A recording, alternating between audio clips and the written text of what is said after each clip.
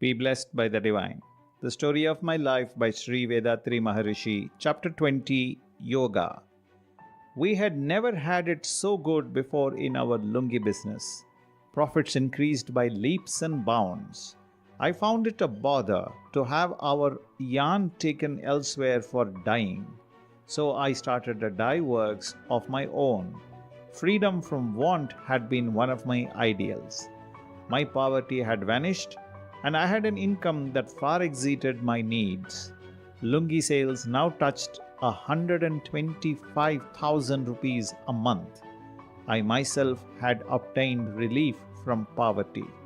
True, but what about the millions of people who continue to be sunk in squalor? I pondered over this day and night.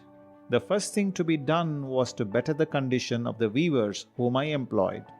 This was something which I myself should do and which was within my power. So I was generous in the matter of wages. Then, year by year, I gave them a bonus of 25% out of the annual profit. A gift of 15 rupees for each childbirth and of 25 rupees for the death of a parent became the rule. I formulated a policy regarding production and sales as set forth in the lines that follow. Experience and skill acquired over the years by me in the most blameless service of clothing humanity should enable me to turn out fabrics of quality, some types to be worn in summer, some fit for winter. The price should be low, the warp and woof should match agree. The weaving should be even, length and breadth be free from slips and mistakes. For manual laborers too, the rate should be the same as fixed for those in prosperity. For those who do in sales, give cooperation fair, and those who concentrate their mind with care and labor at this creative art should find that rare happiness of matching wages. Brethren too in the trade, I should not scare with loss. I should rejoice to see what my discerning customers wear. I conducted my business according to such principles. My third teacher. It was at about this time that an adept man of the name Paranjodi founded a society in Madras for the benefit of seekers of truth. A friend explained to me his particular mode of initiation. I went there immediately, made certain enquiries, and enrolled myself. The initiation procedure explained to me was of Kundalini Yoga. The master's one unique speciality was Shanti Yoga. I had my initiation in the prescribed form. I started practicing yoga, devoting my best thought to it. At the time I got trained, I found it quite agreeable. I watched the results, combining it with what I had already known because of philosophical analysis and meditation. A good many kind souls used to come there. Several among them became my friends. This society, founded by Swami Paranjodi, that went by the name of Temple of Universal Peace, was helpful both for expounding my own views on doctrines and congregational practice of yoga and meditation. Life is ever full of tangles.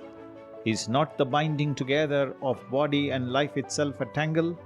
All other conflicts issue from this. Man reaches the end of all such conflicts when life departs from the body. This concerns him. When he is a limb of society, these conflicts proliferate and entwine the lives of others. When man dies, his conflicts cease. But those who have been associated with him are then faced with new conflicts. Man is seldom immune, but it is not in this nature to rest even them. He will create conflicts where there were none and suffer in consequence. Only practical philosophers who have attained a certain degree of self-realization remain exempt. Of the problems that man faces, some are due to the very way he is made physically. Hunger, variations in temperature, and the pressure of excretory forces are examples of this. Normal health, strength of limbs, And discretion or forethought helps solve these problems. When man forgets himself and yields to the pull of the senses, he is beset with problems for which his own imprudence is to blame. These are of his own making and are artificial. They arise from his lack of self-restraint with regard to the mode and measure of the pleasures he seeks. Problems disappear when man teaches himself to restrict his wants and to carry on with the bare, absolutely indispensable minimum of commodities and comforts. The more he adds to his day-to-day needs, the more complicated does his life become. The greater the number of his dependents, the more numerous grow the problems he is faced with. The bigger the total of his material possessions, the more worried he gets. If a person realizes all this, he can live a serene life by finding the solutions to problems that exist and by not adding to those that are already there. Many were the problems that sprouted in my life because I had no children and because I was obliged to marry again as a result of that. Yet, my introspection and the clear understanding of spiritual truths that I achieved enabled me to confront and overcome them. Our childlessness had, of course, at first made us quite unhappy, but we got reconciled to that with the passing years. When I pursued this question of barrenness in my mind, three things suggested themselves as the possible root cause. First, it could be renunciation in youth. Secondly, diseases of some sort might have brought about deterioration in the vital fluid.